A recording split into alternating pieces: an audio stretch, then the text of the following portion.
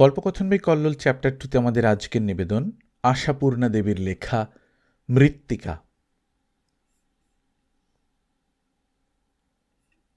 নড়বড়ের চৌকি, ছেঁড়া তোশক, তেলচিটে বালিশ, আর মাথার কাছে দুরূহ বিজ্ঞানের বই। পুরো 10 হাত মাপের ধুতি দুখানার বেশি নেই। সত্যিকার আস্ত শার্ট আছে মাত্র একটা, সেগুলো ব্যবহার হয় বাইরে বেরোতে। এই ঘরের চৌকাঠের ভেতরে ঢুকলেই সেগুলো তুলে রাখা হয় সযত্নে। বাজে খরচ করবার মতো দুঃসাহস নেই। এই ঘরে ঢোকার পর যাতে লজ্জা নিবারণ হয় সে হচ্ছে ছেঁড়া ধুতির ভগ্নাংশ দিয়ে তৈরি অভিনব লুঙ্গি। আর গেঞ্জি বলে এখনো যেটাকে চালানো হচ্ছে সেটা হয়তো একসময় ঠাস বুনুনি ছিল, এখন সামারকুল হয়ে গেছে। অন্তত এ বাড়ির চাকর যতীন তাই বলে। সেই গেঞ্জি আর ধুতি পরেই ত্রস্তে ব্যস্তে ঘরের ভেজানো দরজা খুলে বেরিয়ে এলো কাঞ্চন। অবাক হয়ে বলল, ডাক্তারবাবু, আপনি? ডাক্তার বিশ্বাস গম্ভীর মৃদুস্বরে বললেন, তোমার সঙ্গে একটু কথা আছে কাঞ্চন। বুকের ভেতরটা ধড়াস করে উঠল কাঞ্চনের। কথা? তার সঙ্গে আর ডাক্তারের কি এমন কথা থাকতে পারে যার জন্য তিনি নিজে এই রাত্রে তার দরজায় এসে দাঁড়িয়েছেন? তবে কি এই শেষ আশ্রয়টুকুও খসল? ডাক্তার বিশ্বাসের মাধ্যমে কি সেই সংবাদটা শুনতে হবে? নাকি কাঞ্চনের সেই মরিয়া প্রস্তাবের প্রতিক্রিয়া এটা? হ্যাঁ, কয়েকদিন আগে ডাক্তার বিশ্বাসের কাছে প্রস্তাব করেছিল কাঞ্চন। অর্থের বিনিময়ে ব্লাড ব্যাংকে রক্ত দিতে প্রস্তুত সে। টাকার বড় দরকার তার। টাকা চাই, টাকা। অথচ সে চাহিদা প্রচুর নয়, মাসে মাসে সামান্য কয়েকটি করে টাকা, যাতে কাঞ্চনের পড়ার খরচটা চলে যায়। ডাক্তার একবার তীক্ষ্ণ দৃষ্টিতে ওর আপাদমস্তক দেখে নিয়ে আরও মৃদু এবং কিঞ্চিত কোমল গলায় বলেন, একটা বিশেষ গোপনীয় কথা। সময় হবে তোমার এখন? সময় হবে? কাঞ্চন তটস্থ হয়ে ওঠে। তার আবার সময়ের মূল্য? ডাক্তার বিশ্বাস নিজে তার কাছে এসেছেন, বিনীত প্রশ্ন করছেন। দুটো কথা কইবার মতো সময় কাঞ্চনের হবে কি না? পৃথিবী কি উল্টে গেল নাকি? কি আশ্চর্য, কি যে বলেন! আসুন বলেই নিজের ঘরের দিকে তাকায় কাঞ্চন এবং পরবর্তী কথা দিয়ে কথাটা শেষ করে, কোথায় যে বসবেন? না, বসব না।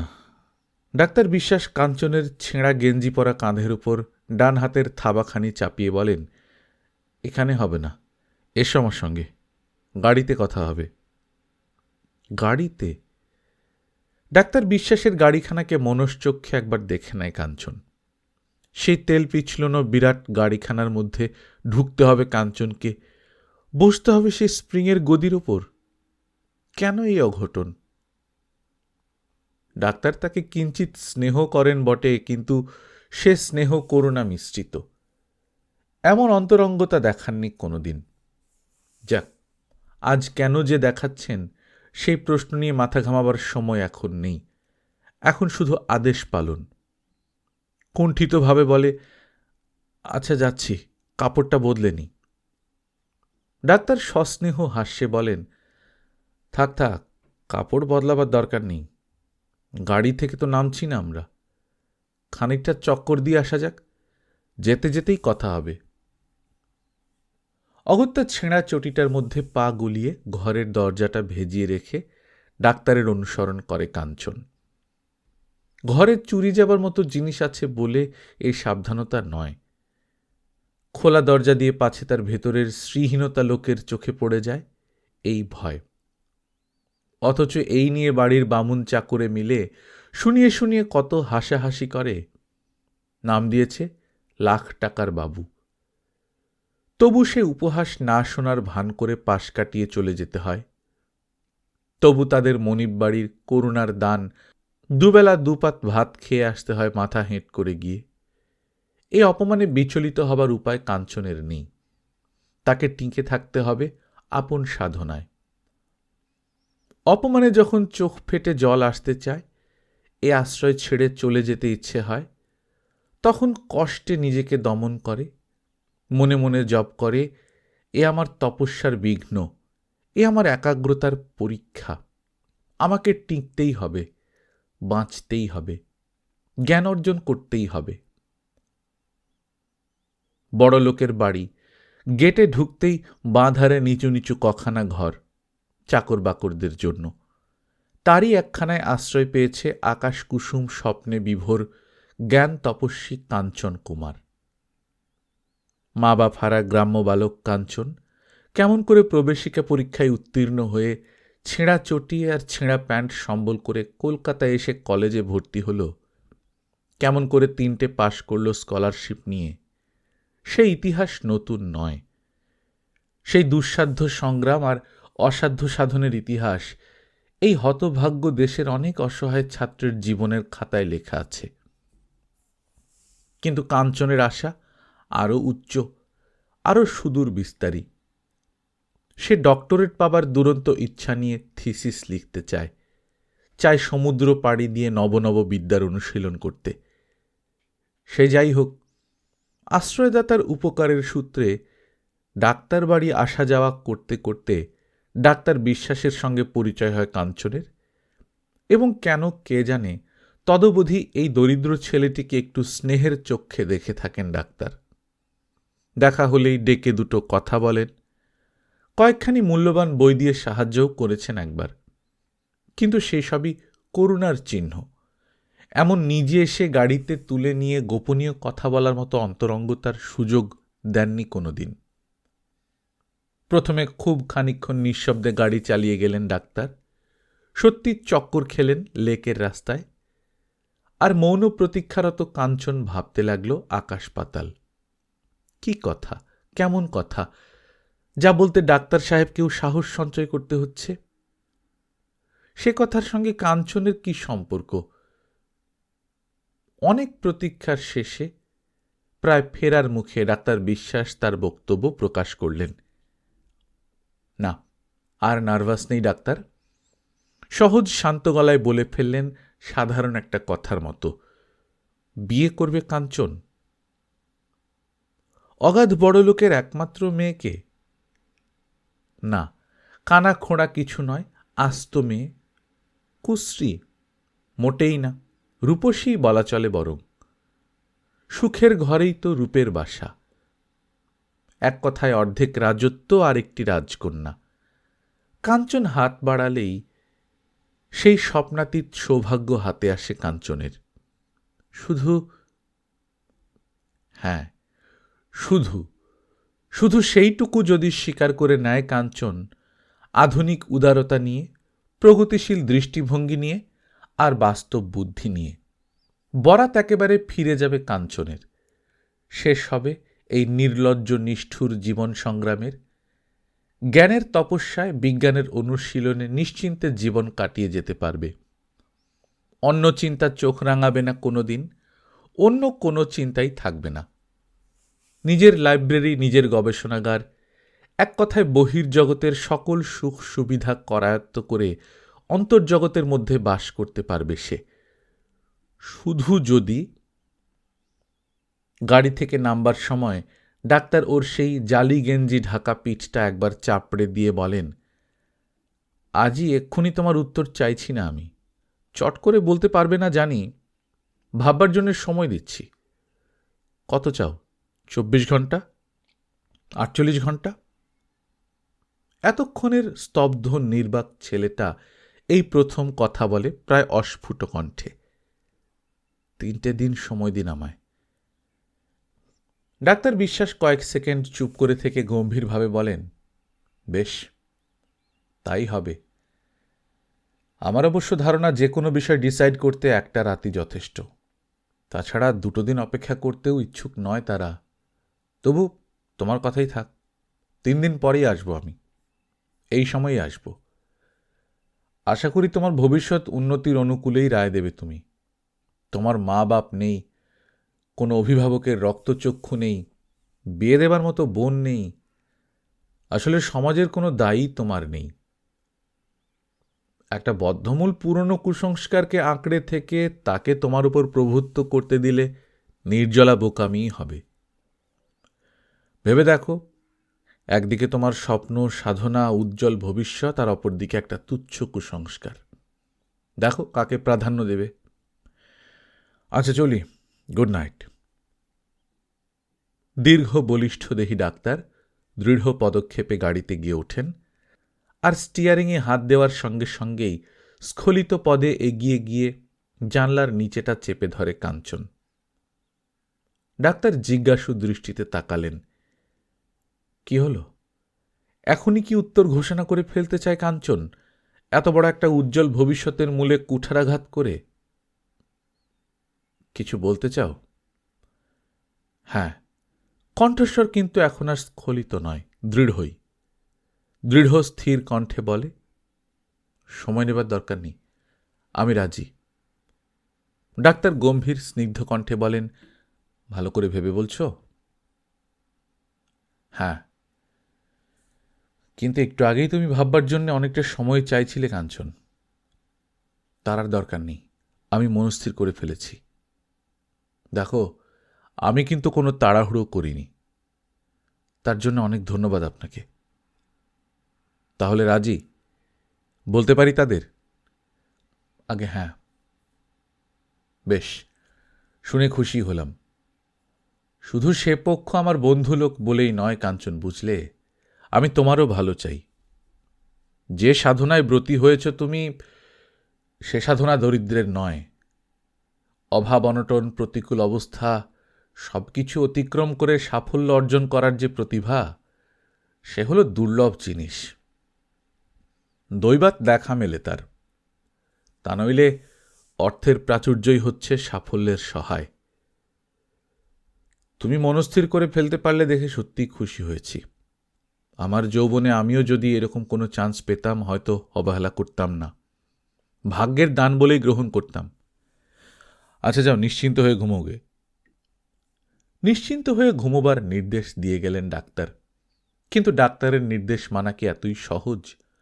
ঘুম আসবে আজ কাঞ্চনের? একদিকে সহস্র বাহু প্রসারিত প্রলোভন দুর্বার আকর্ষণে টানতে চায়, আরেকদিকে মুমূর্ষুর ক্ষীণ কণ্ঠের আহ্বানের মতো তুচ্ছ একটু সংস্কারের নিষেধ। তবু এক কথায় নিক্তির পাল্লাটা নেমে পড়ে না কেন? এত চিন্তা কিসের? সত্যিই তো সমাজ শাসন মানবার তো কোনো দায়ী নেই তার। তবে কেন সে রাজি হবে না? সে শিক্ষিত, সভ্য, আধুনিক, এইটুকু উদারতা থাকবে না তার? এক অসতর্ক কুমারী মেয়ের অজ্ঞাত সন্তানের পিতৃত্ব স্বীকার করে নেয়ার মতো উদারতা? কাঞ্চনের এই উদারতায় সেই বেচারি মেয়েটার জীবন রক্ষা হবে। রক্ষা হবে এক সম্ভ্রান্ত ভদ্র পরিবারের মান সম্ভ্রম। মানুষ কি ভুল করে না? সে ভুলকে ক্ষমার দৃষ্টিতে দেখবে না অপর মানুষ? ছোট্ট একটা জিনিসকে অনেক বড় করে দেখবার দরকার কি? বরকর্তা ডাক্তার বিশ্বাস, কন্যাকর্তা তার একান্ত সুহৃদ ডাক্তার মজুমদার। বরকন্যা বিদায়ের কালে বিশ্বাস মজুমদারের কাঁধে হাত রেখে মৃদুস্বরে বললেন, তুমিও চলো না। মজুমদার আরও গম্ভীর, আরও মৃদুস্বরে বললেন, পারছি না, বড় টায়ার্ড লাগছে, তুমি গেলেই হবে, তুমি তো সব। গাড়ি হুঁশ করে বেরিয়ে গেল, বর কোণে, একটা দাসী আর ডাক্তার বিশ্বাসকে নিয়ে। না, সেই নড়বড়ে চৌকিপাতা কাঞ্চনের পরিচিত আস্তানায় নয়, এক অচেনা রাজপ্রাসাদে। ডাক্তার বিশ্বাস অভিনব শয্যায় সজ্জিত একখানা ঘরে ওদের বসিয়ে প্রসন্ন মুখে বলেন, নাও, এই তোমাদের বাড়িঘর, সুখে স্বচ্ছন্দে ঘরকন্যা করো এবার। অবগুণ্ঠনের আড়াল থেকে দুটি কুণ্ঠিত চোখ তার কাকাবাবুর মুখের দিকে চাইতে গিয়ে নিজেকে নিচু করে নিল। ডাক্তার বিশ্বাস সহজভাবে বললেন, বাড়িটা বিরাট, বুঝলে কাঞ্চন, এখানে স্বচ্ছন্দে তোমার লাইব্রেরি, ল্যাবরেটরি সবকিছুই করা চলবে, আর কোনো ঝক্কি পোহাতে হবে না তোমাকে। বুঝতেই তো পারছ, মজুমদারের অনেক সন্তান মারা গিয়ে এই একমাত্র মেয়ে, মা বাপের প্রাণের পুতুল। আশা করি সেই স্নেহের উপযুক্ত মর্যাদা তোমার কাছেও পাবে মনু। আচ্ছা মনুমা, তুমি বরং একটু বিশ্রাম করো, আমি কাঞ্চনকে তার বাড়িটা দেখিয়ে নিই। এখানে আছে কে, মানে কে কে এসেছেন? নববধূ মাথা নেড়ে বলল, জানি না, মা আসবেন বোধ হয়। কাঞ্চনকে নিয়ে ঘুরিয়ে ফিরিয়ে দেখান ডাক্তার বিশ্বাস। স্বপ্নাহতের মতোই অনুসরণ করে চলে কাঞ্চন। কাল থেকে তো স্বপ্নাহত হয়েই আছে সে। যা কিছু ঘটে যাচ্ছে তার কোনোটাই যে সত্য বলে বিশ্বাস হবার মতো নয়। এই উপকরণ আর আসবাবে ঠাসা বাড়িটা নাকি তার নিজস্ব? এত প্রাচুর্য, এত উপকরণ, এত জিনিস মানুষের ব্যবহারে লাগে, এইসবের ব্যবহার পদ্ধতিই বা কী? আবু হোসেনের মতো হঠাৎ রাজা কাঞ্চনকে আর ডাক্তারবাবুকে দেখছে, আর দাসদাসীরা সসম্ভ্রমে সেলাম করে সরে দাঁড়াচ্ছে। আত্মীয় স্বজনের অভাব থাকলেও দাসদাসীর অভাব নেই এই বাড়িতে। ঘুরতে ঘুরতে ক্ষণেক ক্ষণেই মনে হতে থাকে কাঞ্চনের, দুজন বুদ্ধিমান ডাক্তার এই উন্নত বিজ্ঞানের যুগে পারিবারিক সম্ভ্রম রক্ষার অন্য কোনো উপায় খুঁজে পেলেন না। পথের ভিখিরিকে ডেকে এনে সিংহাসনে বসিয়ে দিয়ে সেই সমস্যার সমাধান করলেন। এটা একটা আশ্চর্য বই কি। এই প্রশ্নের উত্তর দিলেন মনুর মা, স্বয়ং মজুমদার গৃহিণী। একান্তে কাছে ডেকে চোখের জলে ভেসে কাঞ্চনের হাত ধরে বললেন, তোমাকে আর কি বলবো বাবা, দেবতা তুমি, সব জেনে শুনেই আমার মনুকে নিয়েছ। তোমার কাছে লুকোছাপা করব না। ডাক্তারি বুদ্ধিতে অনেক পরামর্শই করেছিলেন দুই বন্ধুতে মিলে, আমি কেঁদে কেটে নিবৃত্ত করেছি। বলি এত বড় পাপ আমি হতে দেব না। আর শুধু তোমাদের মান সম্মান বজায় হলেই তো চলবে না, মনু আমার মন ভাঙা হয়ে গেলে বাঁচবে না। তুমি আমার মনুর মনের দিকে তাকিও বাবা, ওকে যেন হেনস্থা করো না। ওর দোষ নেই, ও অবোধ, দোষ আমারই অসাবধানতার। অভিজাত ঘরের ধনী একটি মহিলা করুণা ভিক্ষা করেন কাঞ্চনের কাছে। পরশু পর্যন্ত যে কাঞ্চন যতীন চাকর আর বামুন ঠাকুরের পাশের ঘরে শুয়েছিল নড়বড়ের চৌকিটার ওপর। আচার অনুষ্ঠানের পালা শেষ হলে নবদম্পতি যখন নির্জন হল, প্রথম কথা কয়ে উঠল কোণে। মৃদুস্বরে বলে উঠল, আমার বড্ড ঘুম পেয়েছে। ঘুমের জন্য অনুমতি চাওয়া নয়, শুধু জানিয়ে দেওয়া। ত্রস্ত ব্যস্তে কাঞ্চন যে উত্তরটা দিল তার ভাষাটা শোনা গেল না। ভাবে মনে হলো, সে কি, নিশ্চয়ই ঘুমিয়ে পড়ো। মুহূর্তেই ঘুমিয়ে পড়ল বউ। কাঞ্চন ভাবল নিশ্চয়ই খুব ঘুম পেয়েছিল, না হলে এত চড়া আলোর নিচে এত তাড়াতাড়ি ঘুমিয়ে পড়তে পারে। কাঞ্চনের অত তাড়াতাড়ি ঘুম এলো না, চুপচাপ বসে রইল অনেকক্ষণ। ভাবল ঘুমিয়ে পড়ে কাঞ্চনকে বরং বাঁচিয়ে দিয়েছে বউ, নইলে কি কথা বলতো সে। নিদ্রিতার মুখের দিকে চেয়ে চেয়ে দেখল, বিষণ্ণ ক্লান্ত পাণ্ডুর, তবু ভারী সুন্দর। ভাবল এই মুখের অধিকারিণীকে কখনো হেনস্থা করা যায়? মনে মনে বলে, স্নেহ আর সহানুভূতি দিয়ে তোমার সমস্ত গ্লানি মুছে নেব আমি। তা নিজের প্রতিজ্ঞা রক্ষা করে কাঞ্চন, স্নেহে ভালোবাসায় ডুবিয়ে দেয় স্ত্রীকে। দারিদ্র্য আজীবনে অভ্যাস হয় না, কিন্তু প্রাচুর্যের অভ্যাসে দেরি লাগে না। সেদিনের স্বপ্নাহত কুণ্ঠিত কাঞ্চন এখন স্বচ্ছন্দেই গৃহকর্তার ভূমিকায় অভিনয় করে চলেছে। মনুর স্বাস্থ্যের জন্য উৎকণ্ঠার অবধি নেই তার, বকে শাসন করে, মমতায় বিগলিত হয়। মজুমদার গৃহিণী বলেন দেবতা, শুধু আড়ালে নয়, সামনেও। দুই ডাক্তার বন্ধু আড়ালে সপ্রশংস সুরে বলেন, ছেলে সত্যি মহাপ্রাণ, এতটা আশা করা যায়নি। আবার মৌখিক প্রশংসাতেই কর্তব্য শেষ করেন না তারা, নিজেদের প্রতিশ্রুতিও পালন করেন। নিচের তলার প্রকাণ্ড হলটা পরিণত হয়েছে কাঞ্চনের লাইব্রেরি ঘরে। প্রায় প্রতিদিনই কিছু না কিছু করে সংগৃহীত হচ্ছে মূল্যবান গ্রন্থরাজি। ভরে উঠছে কাঞ্চনের ঘর, ভরে উঠছে কাঞ্চনের মন। এদিকে তিলে তিলে ভরে উঠছে একখানি দেহ, লাবণ্যে আর সুষমায়, ক্লান্তিতে আর কোমলতায়। মনুর মা এসে চুপি চুপি মেয়েকে শিক্ষা দিয়ে যান, বেশি শুয়ে বসে থাকিস নে মা, যত পারবি কাজ করবি, তাতে ভালো হবে। মেয়েকে তিনি সমানেই এখানে রেখে দিয়েছেন, নিয়ে যাননি নিজের কাছে। জামাইয়ের মন বাঁধবার কৌশল হিসেবেই বোধ হয়। যত কাছে কাছে থাকবে ততই তো কাছাকাছি হবে, মনের কাছাকাছি, আত্মার কাছাকাছি। নিজের কাজের ফাঁকে ফাঁকে একবার উঠে আসে কাঞ্চন। স্তম্ভিত বিস্ময়ে হাঁ হাঁ করে বলে, ঘর ঝাড়ছ তুমি, বিছানা পাচ্ছ তুমি? এই ভিজে কাপড়গুলো মেলে দেবার লোক খুঁজে পেলে না বাড়িতে? তোমার ঝি চাকরগুলো সব একযোগে ধর্মঘট করছে নাকি? রেখে দাও শিগগির, শুয়ে পড়ো লক্ষ্মী মেয়ের মতো। মনু হাসে, মধুর ম্লান হাসি। মা বলেছেন কাজ করতে। কাঞ্চন উদ্বিগ্ন আর অবাক হয়ে বলে, মা বলেছেন? তোমার মা? বলো কি, কেন বলো তো? গরিবের বউ হয়েছে বলে নাকি গো? জানি না, বলে পালাতে চেষ্টা করে মনু। কাঞ্চন অবশ্য যেতে দেয় না, হাত ধরে ফেলে কাছে বসিয়ে বলে, তোমার শরীরের এই অবস্থা, এখন কাজ করতে বলছেন কেন? বললে না যে? বলছি তো, জানি না, বললেন ভালো হবে। কি জানি বাবা। কাঞ্চন দুই হাত উল্টে বলে, মেয়েদের ব্যাপারই আলাদা। কাঞ্চনের কথার উত্তরে কি একটা পরিহাসের কথা মুখে আসে মনুর, কিন্তু চুপ করে যায়। তার যে প্রতিপদে বাধা, প্রতিপদে সংকোচ। কাঞ্চন তার স্বাস্থ্যের জন্য অহরহ উদ্বেগ প্রকাশ করে, কিন্তু তার বাইরে তার বেশি কিছু নয়।